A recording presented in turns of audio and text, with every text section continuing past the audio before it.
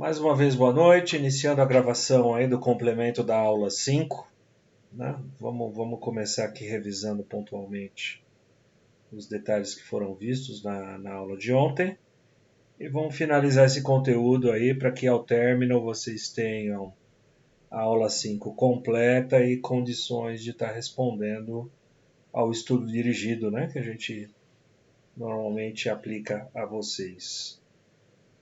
Mais uma vez lembrando, a aula sendo gravada, quem tiver algum problema, por favor, se desconecte e assista esse conteúdo posteriormente. Iniciamos ontem falando do CPU, depois do ciclo de varredura, né? Falamos de algumas características da CPU, ou seja, a função principal de gerenciamento do processamento, a principal função de coordenar as atividades, né, através do programa monitor, ou também chamado de memória executiva do sistema. Falamos que cada CPU elas tem as funções básicas, né, relacionadas no programa monitor, que as funções que nós vamos ver nesse curso, né, as que serão apresentadas a vocês, são funções básicas, são funções comuns a todo e qualquer fabricante aí que se apresenta ao mercado. Né? Isso não quer dizer que outros modelos ou modelos específicos não possam ter funções complementares, né? Sempre batendo na tecla, esse curso ele não é um curso de uma marca específica, de um modelo específico. Né? Nós basicamente aí ditamos, né, o ritmo desse curso como um curso de lógica de programação de CLP e não uma defesa aí de um fabricante ABC. Apresentamos aí funções básicas, né, as visuais, os LEDs de power, RAM, prog, dados de placa, alimentação, tudo isso daqui são conteúdos que nós vimos ontem.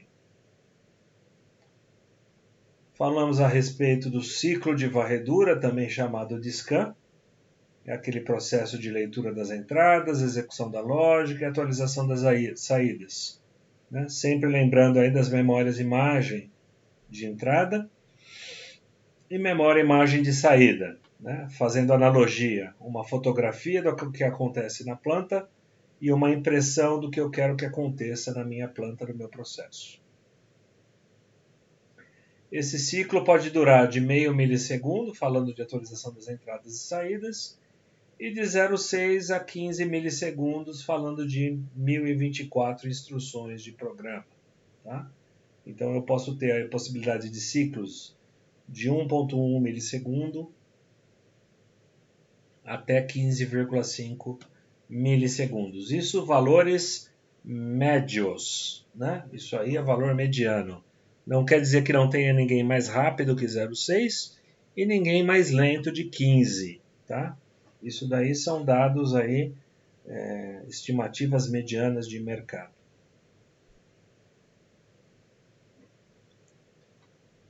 Falamos a respeito de máquina, equipamento ou sistema. E o que ficou faltando falar desse slide aqui ontem é que essa programação de CLP pode ser executada através do entendimento de um descritivo de funcionamento. Né?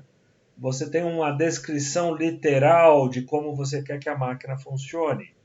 Apertando o botão 1, acione a saída 25. Sensor de presença 3, acione o sirene 27, ou seja, você descreve literalmente o como você quer que esse programa se comporte. Tá? É uma das formas que a gente tem para programar o CLP. Outra forma é um diagrama de fluxo, né? Um fluxograma. Quando acontecer isso, se acontecer isso, vá para a esquerda.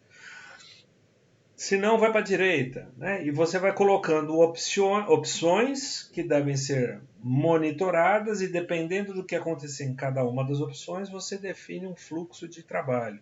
É uma outra forma de se tratar aí a programação de CLP.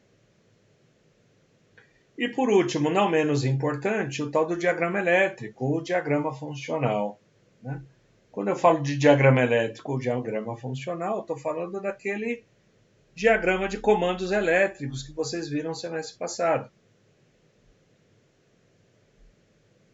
Se o CLP foi feito para fazer substituição de lógicas a relé, se eu tiver um diagrama de comandos com lógica relé, eu consigo fazer a substituição na programação do CLP. Tá? Tanto é que essa é a grande verdade, essa é a grande motivação para o CLP ter dado tão certo, né, no chão de fábrica. Né? Possibilitou-se a mesma facilidade para aquele cara que conhecia comandos elétricos, que ele transcrevesse essas linhas de comando numa linguagem que o CLP entendesse. Esse foi o grande diferencial, esse foi o grande motivo, né, do sucesso da programação no CLP.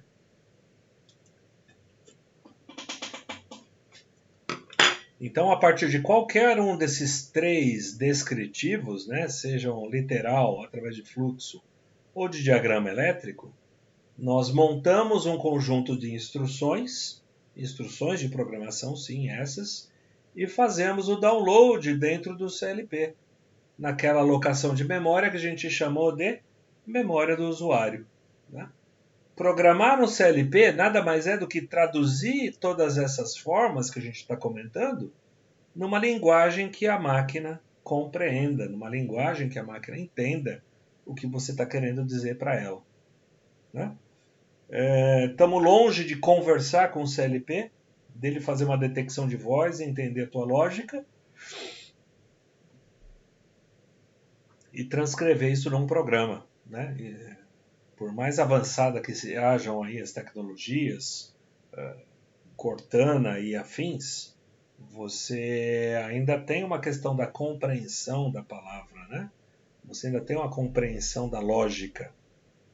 As inteligências artificiais estão evoluindo, mas ainda, para chegar no nível de confiança do chão de fábrica, ainda vai demorar mais um pouquinho. Tá? Pelo menos nesse nível de tradução. Então, da aula de ontem, faltou a gente falar um pouquinho referente a isso.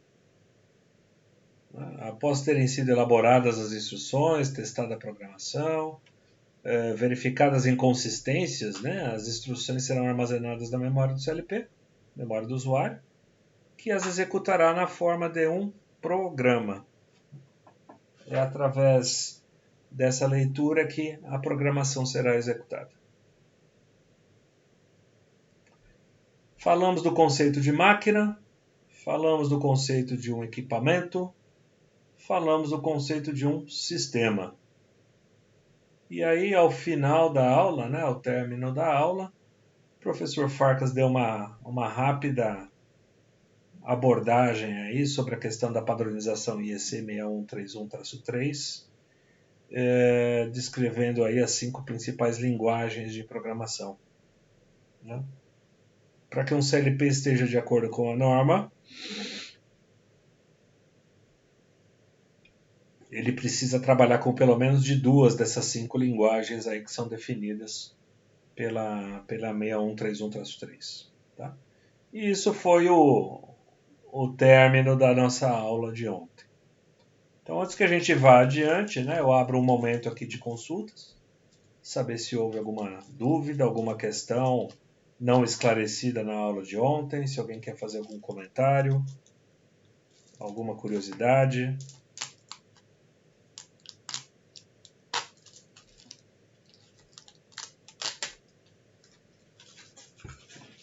Não? Tranquilo?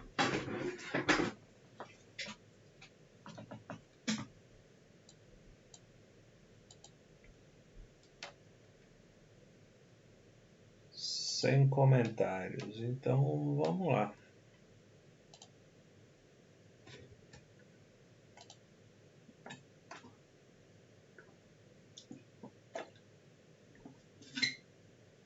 Das 5 linguagens possíveis, né, declaradas pela IEC, 2 delas são textuais e 3 delas são linguagens que a gente chama de linguagem gráfica. Tá? Texto estruturado e lista de instruções é o que a gente chama de linguagem textual. Você Você escreve o programa literalmente. Hoje está difícil, peço desculpa a vocês aqui, está complicado, mas a gente vai dar um jeito. Você escreve o texto literalmente, você, né, usa o teclado para fazer a programação. Ao passo que as outras três, o Ladder, bloco de função e Graph7, são linguagens gráficas, você desenha um programa, né? Literalmente você faz aí, usa um conjunto de caracteres gráficos para entender o que é que o programa vai fazer, para inserir as instruções de programação nessa linguagem que você vai estar utilizando. Tá? No arquivo que eu botei o PDF ontem para vocês, essa imagem estava errada. Tá? Essa imagem fazia referência textual até o Ladder, então essa barrinha aqui ó, vinha até aqui. Então eu fiz essa correção hoje e eu substituí o arquivo do PDF lá na aula de vocês hoje. Então quem já fez um download ontem, apaga o download de ontem e faça um novo download, porque o arquivo de hoje já está com essa correção aqui. Textual, somente essas duas. As outras três são linguagens gráficas de programação. Dito isso, vamos desmembrar aí cada uma dessas linguagens de forma bem sucinta, porque das 5 a gente só vai trabalhar com uma delas, né? Infelizmente aí nós não temos tanto tempo e a gente precisaria de alguns recursos adicionais para estar falando dessas outras linguagens de programação, né? Por exemplo, quando eu falo de lista de instrução ou instruction list, a gente está falando do assembler, né? Que é uma linguagem que é considerada de baixo nível. Né? Baixo nível significa o seguinte, eu estou conversando na linguagem que o processador entende. Né? Eu estou colocando instrução de programação em números. Eu não estou colocando em programação descritiva. Né? Para que eu possa programar em assembler, eu tenho que ter um entendimento de como que a minha máquina de estado, como que o meu processador, né, trabalha internamente, né? Como que a unidade lógica aritmética desse equipamento processa as informações. Isso vem de encontro com essa descritiva aqui, ó, modelo de execução baseado em acumuladores simples. Se eu tenho um processador de 8 bits, eu só posso fazer conta em lotes de 8 bits. Mas se eu precisar somar 8 mais 8 bits, eu tenho que pegar esse valor de 8 bits e carregar no que a gente chama de registrador ou de acumulador. É o que essa primeira linha está fazendo aqui, ó. Load A. Esse LD é de carregue. Carregue o conteúdo de A. Carrega para onde? Para esse acumulador simples que ele usa. Uma vez que o A está carregado, já está dentro do processamento, ele dá a segunda linha de instrução. Faça a operação AND negada do conteúdo de B. Então, operação AND vocês viram lá atrás, né, em lógicas digitais. Vocês sabem do que eu estou falando aqui? Ou não?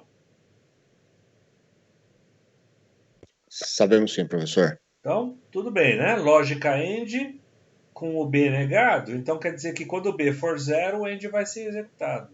Quando o B for 1, como ele está negado, o 1 vira 0, então não vai funcionar a porta AND. E ele vai fazer esse AND com quem, pessoal? Com aquele conteúdo que eu acumulei na linha anterior. E o resultado, ele vai fazer o quê? Ele vai substituir o valor do acumulador, que estava em A, e agora o acumulador passa a ser o resultado do A em denote de B.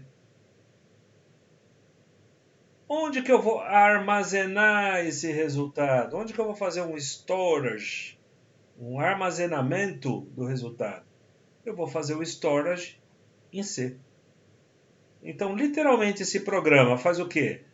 Pega o valor de A, faz o AND negado de B, joga o resultado em C. Eu precisei de 3 linhas de programação para fazer a função de uma porta lógica AND negado. Tá clara essa linguagem?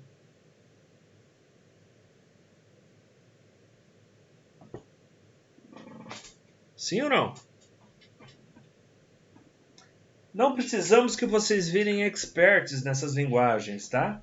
Qual que é o nosso objetivo aqui? Em algum momento, se você vislumbrar ou visualizar uma programação de um CLP aí, que esteja em linguagem estruturada, em lista de instrução, você consegue identificar pelo menos qual é a linguagem de programação que está sendo usada, né? Você consegue buscar um profissional que trabalhe com a linguagem aqui no caso. Se você tiver dificuldade, né, na leitura do manual de interpretar como que a máquina funciona. Tá? Isso aqui é o que a gente chama de lista de instrução. Qual que é a outra linguagem de programação textual? É o tal do texto estruturado, né? O ST vem de Structured Text, texto estruturado. Trata-se de uma linguagem estruturada de alto nível. Opa, o que é um alto nível? Eu já começo a conversar com as ferramentas de programação, né? A ferramenta de programação, ela vai ter o que a gente chama de compilador, de tradutor, né? Da forma literal que eu escrevo o meu programa para a forma que a máquina de estado vai entender esse programa executado. Tá? Então existe um software fazendo esse meio de caminho para que a coisa aconteça. É uma sintaxe semelhante ao Pascal, ou também para quem conhece aí um C++. Ele permite o uso de declarações complexas, né? Instruções que a gente chama aninhadas. Declarações complexas, né? É quando eu uso esses condicionais, é quando eu uso laços de controle, que trabalham de uma forma um pouquinho diferenciada. Quando eu falo de laço de controle, né? Repeat until. Fique repetindo determinada coisa enquanto uma coisa for verdadeira. While do. Enquanto tal coisa acontecer, faça aquilo outro. Então, ele permite esses laços de programação. Permite execuções condicionais. Se determinada coisa aconteça, então faça isso. Caso contrário, faça aquilo outro. Caso alguma coisa aconteça, faça isso. Então eu condiciono minhas linhas de programação através de um texto estruturado, né? Enquanto eu tinha palavras sendo listadas, né? Instruções sendo listadas na linguagem anterior, hoje eu consigo fazer uma frase com várias instruções alinhadas numa mesma linha. Essa é a principal diferença das duas linguagens. Funções do tipo squaret, que é raiz quadrada, funções senoidais, que são funções trigonométricas, são permitidas quando a gente fala a respeito de um texto estruturado, né? Para que a linguagem seja reconhecida como um texto estruturado, ela tem que permitir o quê? Mais de uma instrução na mesma linha. Então, se eu fizer uma revisão simples aqui, ó, quem é o valor de C?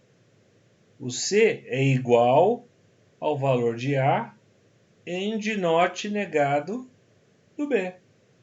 Então, ó, aquilo que eu fiz 3 linhas de instrução, eu fiz uma única linha em texto estruturado. Com essa técnica de programação, ele vai fazer com que essa linha aqui que eu escrevi literal se transforme em algo muito parecido com isso daqui, ó, para o processamento, para a CPU. Afinal de contas, é o mesmo programa. A com B negado, armazenando em C. A com B negado, armazenando em C. Até aqui tudo bem, pessoal?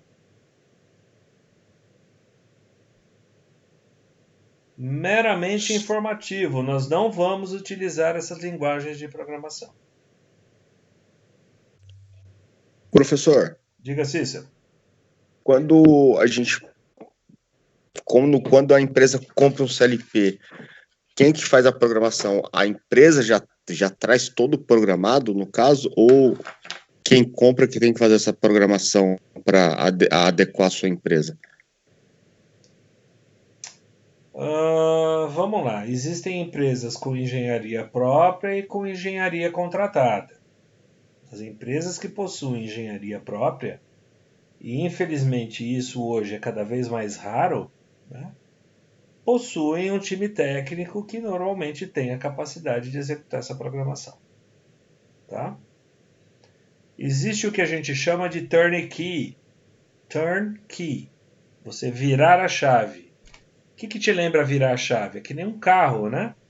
Quando você compra um automóvel, você quer fazer o quê? Você quer virar a chave, você deu a partida e sai andando. O conceito é exatamente isso das aquisições em turnkey. O cliente final não quer saber se o switch é Hirschman, se o CLP é Rockwell ou é Siemens, se o inversor é ABB. Para isso não interessa nada. Ele quer o sistema funcionando. Ele não quer ter dor de cabeça. E ele paga por isso. E ele paga caro por ter um turnkey. Nessa situação, quem que te entrega a programação do CLP? O cara que está vendendo o pacote como um todo. Então, de quem é a responsabilidade pelo programa do CLP? A empresa que vendeu o pacote. Ah, tá bom, mas o CLP caiu um raio. Que culpa a empresa que te vendeu o pacote tem? Nenhum. Então, normalmente com esse tipo de pacote de turnkey, você adquire algumas horas técnicas para que essa empresa faça o treinamento da sua equipe de manutenção. E esse treinamento subentende-se, meu amigo, se esse cara aqui queimar, você vai comprar um novo de mercado, você vai fazer o download desse programa, ó, que eu estou te dando a mídia, tá aqui, assina aqui que você recebeu essa mídia, né? Anota no papel que você recebeu, porque se der pau, é daí que você vai tirar a informação. E aí, nessas condições, você tem o quê? Uma equipe de manutenção capaz de fazer uma substituição do zero de um equipamento que já está rodando. Né? Essa equipe de manutenção não vai mexer no programa, não vai alterar a linha de código, mas sim vai fazer o upload da programação e vai deixar o sistema funcionando novamente. Tá? Então, quando você diz, mas quem é o cara que faz essa programação? Cara, tem de tudo. Né? Tem empresa contratada que subcontrata a programação da parte do CLP. Né? Você tem de tudo. Você pega hoje, por exemplo, eu estou com uma planta da Andrade Gutierrez fazendo a parte de civil de uma planta da Brookfield lá no norte. A Brookfield está subcontratando 4 integradores. Desses 4 integradores, eles estão indo com mais 3 subcontratadas. Então, é um projeto assim enorme. Né? É muita coisa para uma empresa só fazer. Então, você fraciona isso. Só que tudo isso amarrado em contrato para que você não tenha esse problema lá na frente. Né? Mas eu virei a chave e não funcionou. O problema não é meu. Não, o problema é seu. Né? Eu contratei turnkey. Então, independente de quem você subcontratou, você tem que entregar o negócio rodando. Tá? É assim que funciona esse mundo. Eu não sei se eu esclareci esse ponto de dúvida que você estava, mas a coisa ela é um pouquinho mais complexa do que simplesmente quem programa sou eu, quem programa é ele. Eu entendi sim, professor. Depende de como a empresa compra esse pacote, né? Como que ela, quanto mais ela pagar, mais ela vai ter assessoria da empresa que vende. Exato. Existe uma relação aí de custo de investimento versus tempo de implementação. Né? Você quer a implementação mais barata possível, você vai capacitar o seu time técnico e vai deixar o seu time técnico desenvolver o sistema. Só que é o sistema que mais vai demorar para ficar pronto. Né? Porque o teu time técnico está sendo treinado, está sendo capacitado agora, e não tem o expertise de algumas empresas que, porra, faz isso aí com os pés nas costas há mais de 30 anos de idade. Então, um cara que já tem o expertise, ele já tem até o teu programa aí acabado, né? Você não programa mais, você só parametriza, você gera parâmetros lá e o sistema roda que roda bonito. Né? Então existe uma relação aí, um equilíbrio, né? Um ponto de equilíbrio custo-benefício que as empresas têm que ponderar na hora de contratar um serviço desse tipo. Ok? Show de bola, professor. Obrigado. Comentários, dúvidas? Vamos lá. Interação.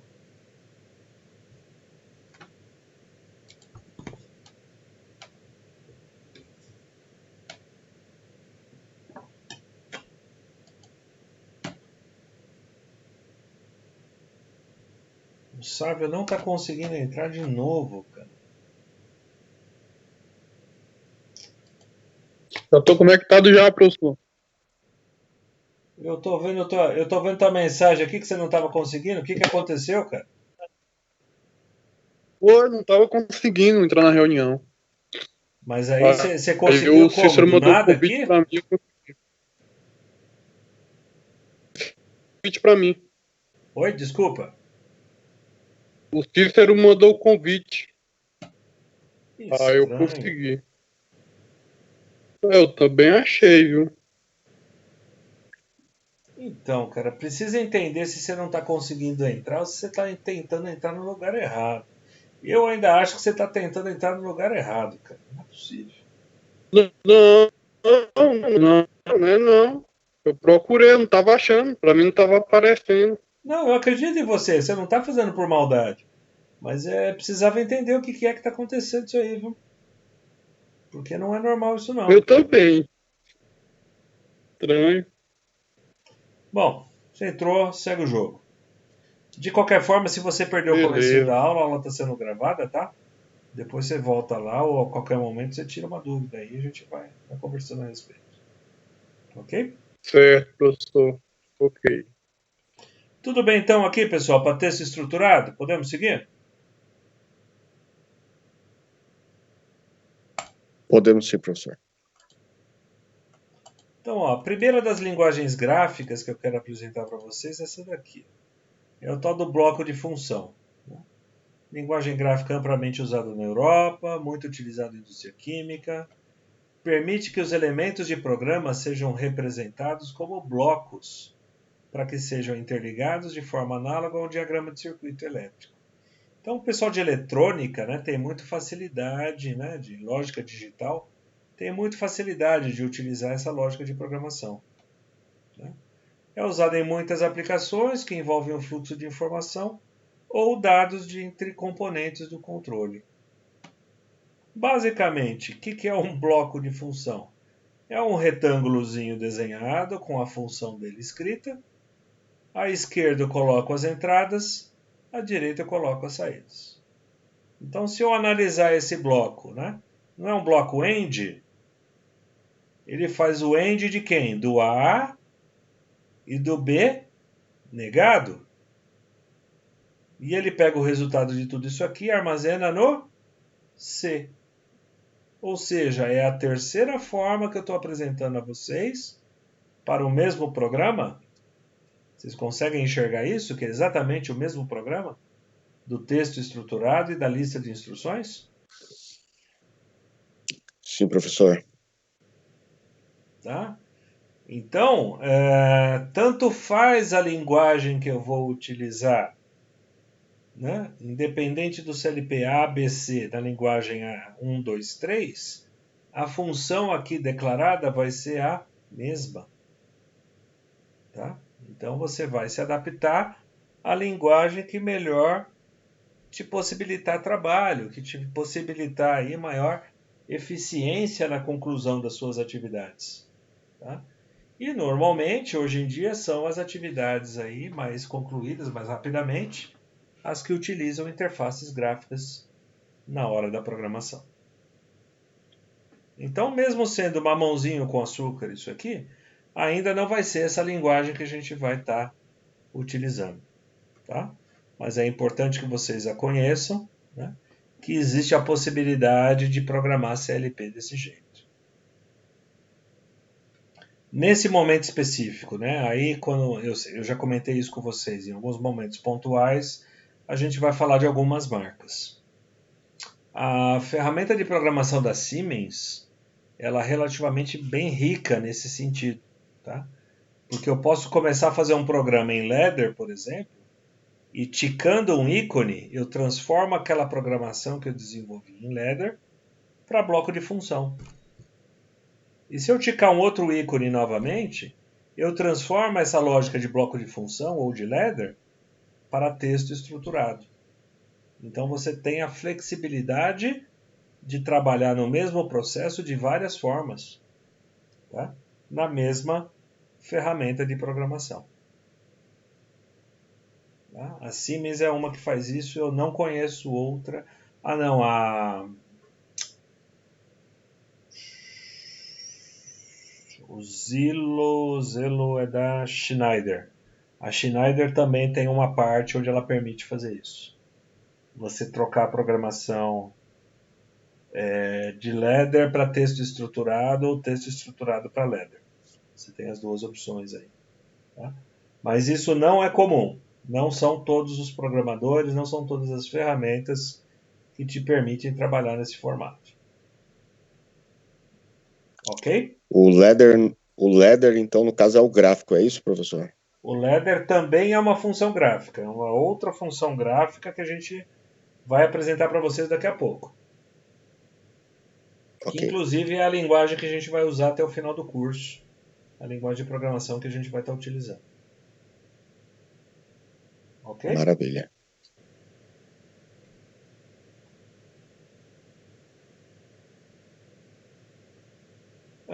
Graph7, sequenciamento gráfico de funções.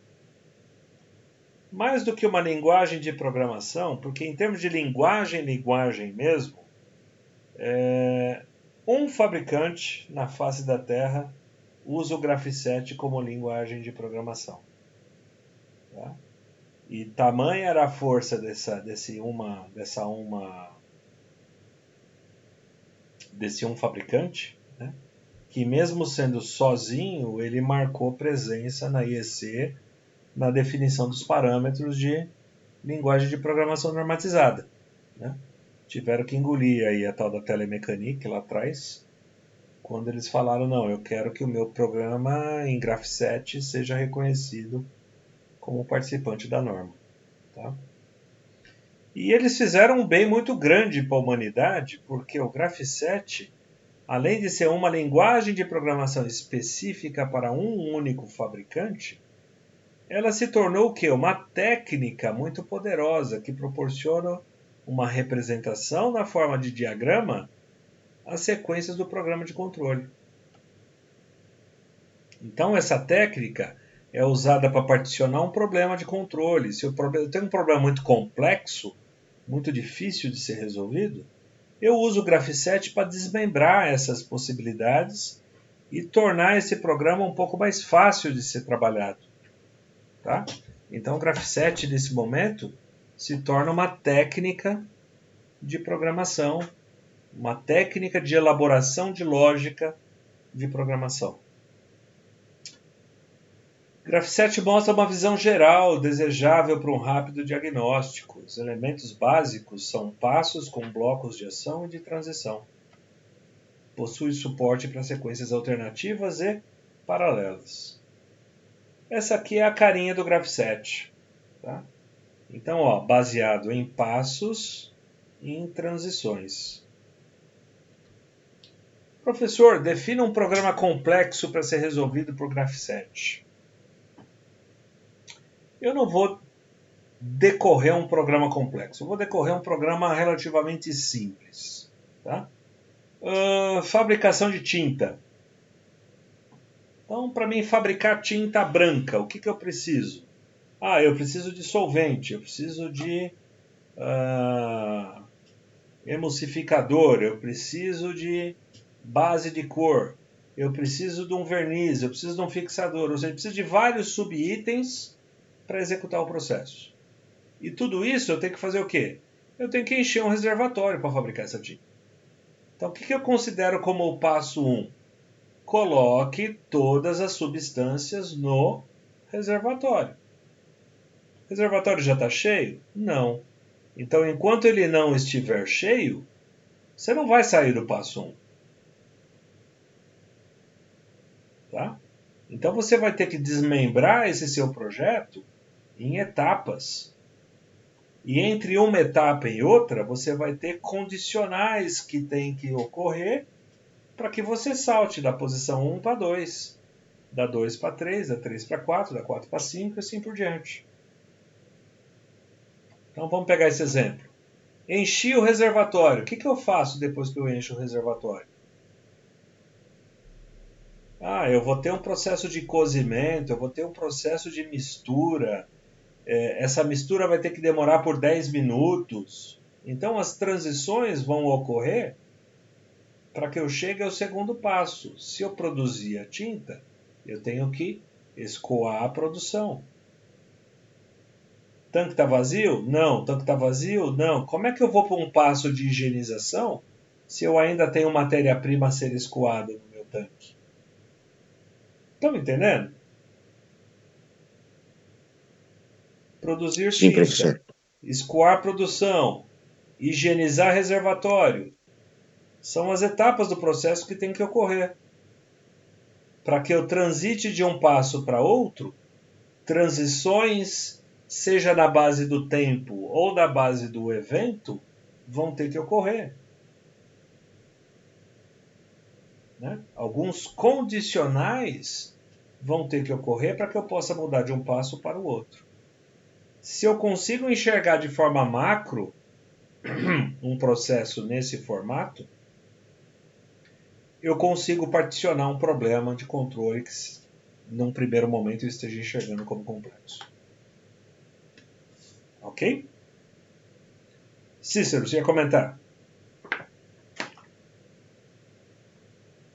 Não, eu entendi, professor. Por exemplo, professor, tirou uma dúvida minha. Lá onde eu trabalho, a gente tem, por exemplo, 12 tanques. Esses 12 tanques, eles se comunicam entre eles. Mas numa tela lá, a gente tem os desenhos dos tanques, aí tem o desenho tá cheio, quando tá vazio. Quando você quer transferir de uma linha para outra, você vai deixando vermelha as linhas que você não quer que passe e deixando verde as linhas que onde você quer que passe, então, essa transferência de fluido. Tudo isso, então, faz parte de um CLP gráfico, neste caso? Na verdade, você está numa tela de supervisão. Provavelmente deve ser um SDCD, não deve ser um CLP que você está fazendo esse controle. Tá? E aí nessa tela que você está fazendo essa manobra. Ela te entrega num formato gráfico que é para ficar mais fácil a visualização dessas variáveis aí no caso. Né? Se eu te der uma lista de endereço de memória, você não vai saber o que é válvula 1, 2, 3 para poder fazer essa manobra que você faz. Então eu trabalho com essas variáveis dando apelidos para ela, né? Etiquetando, dando o que a gente chama de tag.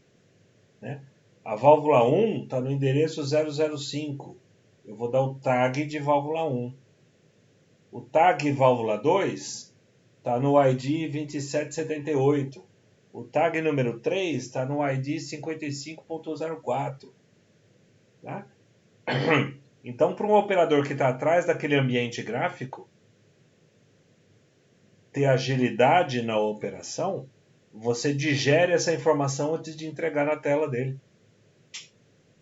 Entendi, perfeito. Tá? Esse aí é o conteúdo que a gente vai ver semestre que vem. Maravilha. Tá?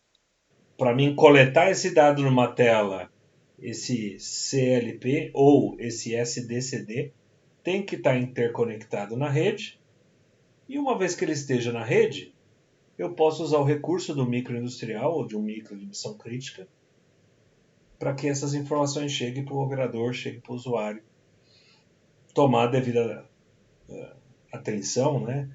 Ou fazer a devida manobra, como você está sugerindo nesse momento, para que as transferências ocorram. Perfeito, professor. Dúvidas?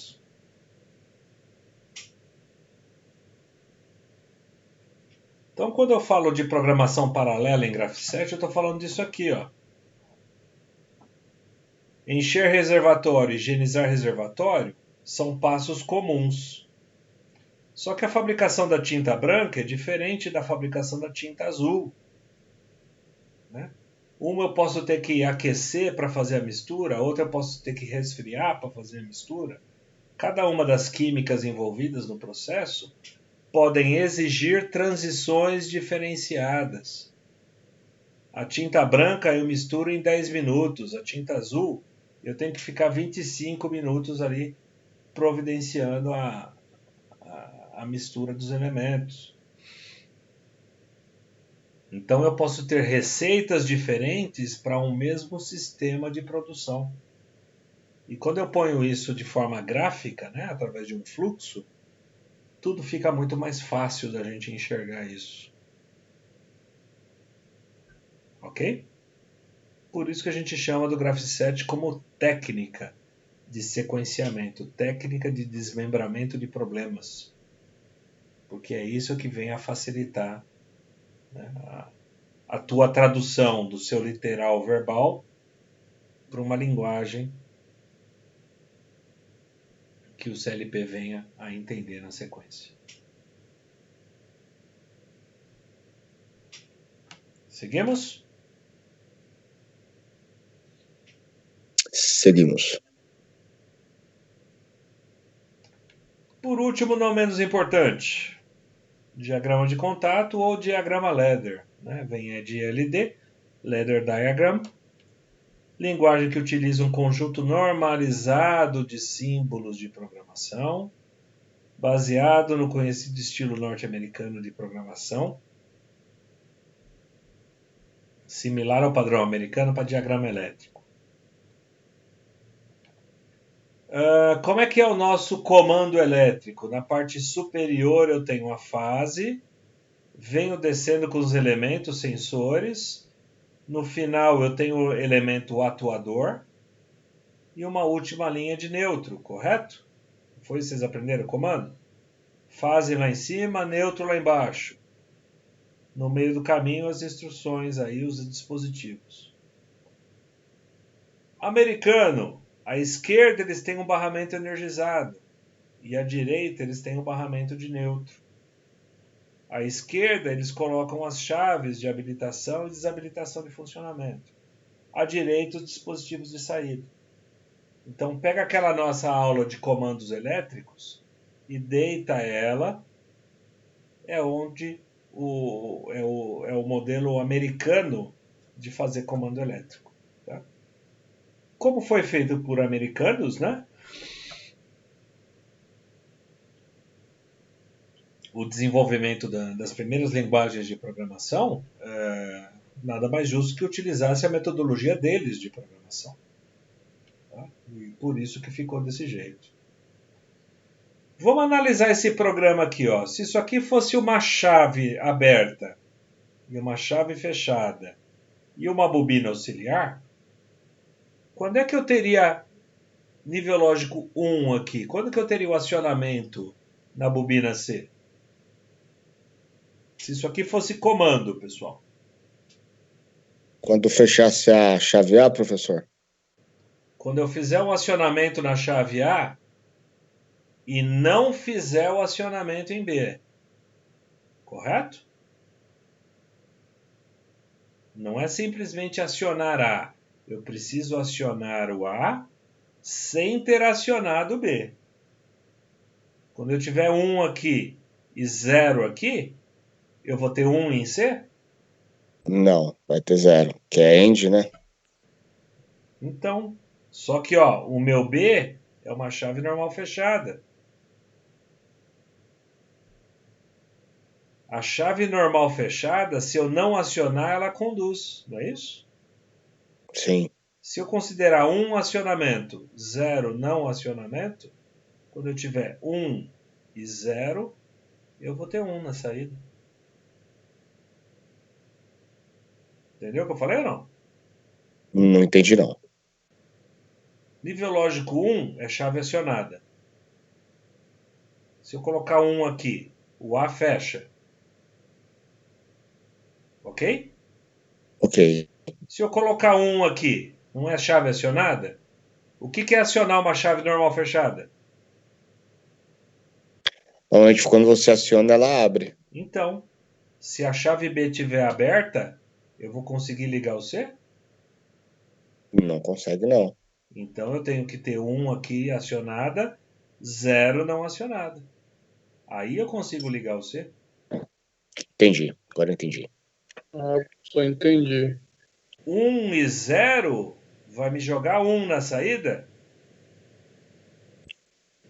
Neste caso, aí vai.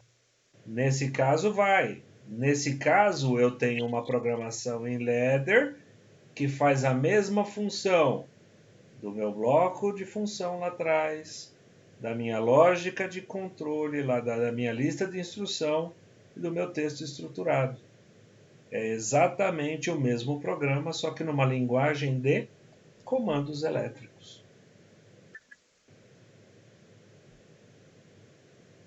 Ok? Ok, professor. Ok. As próximas aulas que a gente vai ter, nós vamos estudar exatamente essa representação gráfica. Porque essa representação gráfica que é o que eu chamo de instruções. Tá? Essa representação gráfica no ladder é que eu falo, ó, isso é uma instrução de programação. Isso também é uma instrução de programação. Isso aqui também é. Como é que eu utilizo essas instruções de programação? Como que eu leio esse programa? Essa vai ser a nossa base de estudo para as aulas de software. Tá? Eu tenho que entender como que a máquina interpreta essas instruções. Falando do ladder, né? Representação gráfica usada para projetar sistemas elétricos. Princípio básico, técnica utilizada para desenhar lógica usando relés como instruções. Usando relés como instruções. Forma de notação simples, uma linha vertical à esquerda representa o barramento energizado. Linha vertical à direita ou paralela à direita representa o barramento de terra. Se aqui está a energia, aqui está o terra, meu dispositivo de saída linkado ao terra e os dispositivos de entrada linkados à fase. Quando eu tiver continuidade elétrica aqui, eu não ligava o E, então haverá o que a gente chama de continuidade lógica, né? Porque é programa. Mas isso eu não vou discutir com vocês hoje, eu vou discutir em outra aula. O que eu preciso que vocês entendam é que, ao longo de uma linha de programação, eu vou colocar instruções e essas instruções, dependendo do quanto eu tenho no endereço, se eu tenho 0 ou se eu tenho 1, é que vão definir se eu vou ligar ou desligar essa saída. Instruções representadas por contatos normal aberto e normal fechado e bobinas de relés na horizontal formam malhas seriais e ou paralelas. Então aqui ó, eu tenho uma malha serial, aqui eu tenho uma malha paralela. Para que esse cara ligue, eu tenho que ter esse e esse funcionando. Para que esse cara ligue, eu tenho que ter esse ou esse funcionando. Então eu tenho lógicas es, lógicas ous e por aí vai. Mas também esse assunto é para um outro momento. E o contato de selo é o primeiro, no caso, professor. Lembra um contato de selo, vamos dizer? Exatamente, olha lá. Ó. O Bzinho aqui está numa situação alternativa ao A.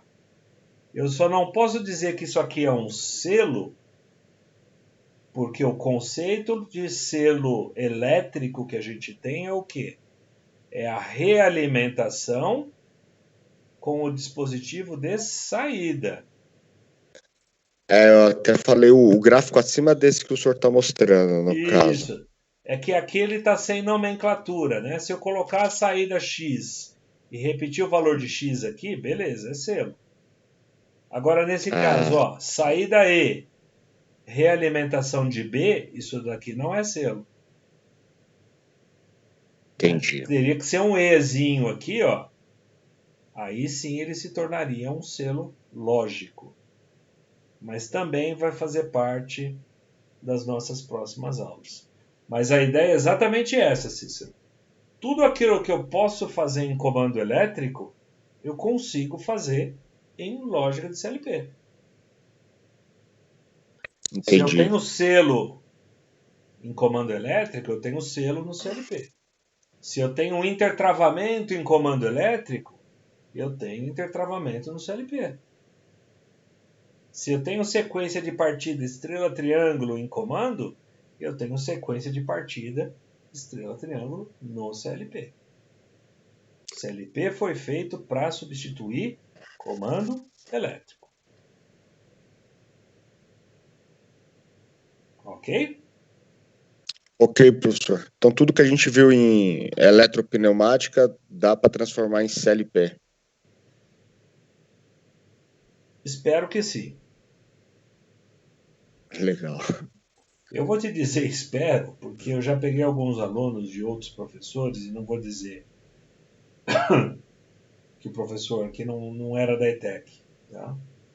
Mas professor de comando elétrico que ensina aluno a ligar circuito de saída em série tinha que ser escorraçado da face da Terra.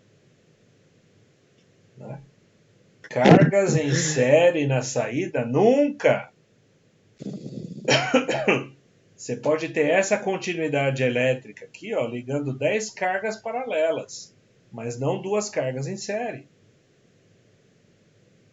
Né? E aí você vai tentar colocar 2 cargas em série num CLP, ele vai te mandar a merda, ele não vai deixar você fazer esse negócio. Porque está errado, é um erro conceitual. Né? Pensa que é uma lâmpada e uma válvula solenoide. Se a lâmpada queimou, a válvula não vai ligar nunca. Agora, se está em paralelo, a lâmpada queimou, mas a válvula vai ligar. Porque uma carga não depende da outra, depende de estar recebendo energia do barramento. Momento oportuno, a gente vai voltar a falar a respeito disso. Ok? Mas tudo aquilo que você faz corretamente em comandos elétricos, você consegue fazer em CLP. Tudo bem? Perfeito, professor.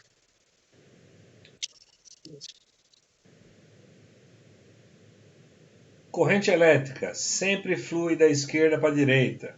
Esquerda para a direita. De cima para baixo. O diagrama final se parece com uma escada, né? O ladder vem de escada, em que as laterais são as linhas de alimentação e os degraus representam a lógica. Né? Então eu vou ter em algum momento aqui, né, essa linha lateral inteira, essa linha lateral inteira, 20 linhas de programação. Se assemelha muito com essas escadas de poste, né? Onde cada uma das linhas de programação seria um degrau e as laterais seriam os suportes dos degraus. Por isso que isso aqui se tornou aí diagrama ladder, diagrama da escada.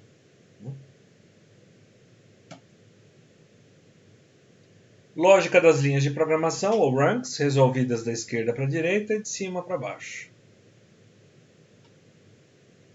Linha de programação, também chamada de rung, ou de network, dependendo do software de programação que você está usando. Instruções de programação. Possuem a representação gráfica de chave aberta, chave fechada, saída simples de bobina. E o que a gente chama de selo também pode ser chamado de branch, dependendo do software que eu estou utilizando. Isso aqui é um branch, ou isso aqui é um selo.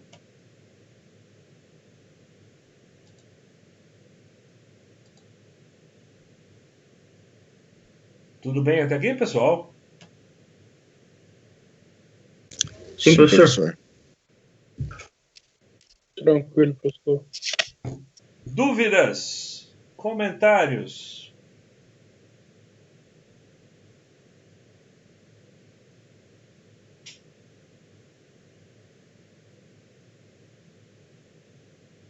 No dúvidas, no comentários?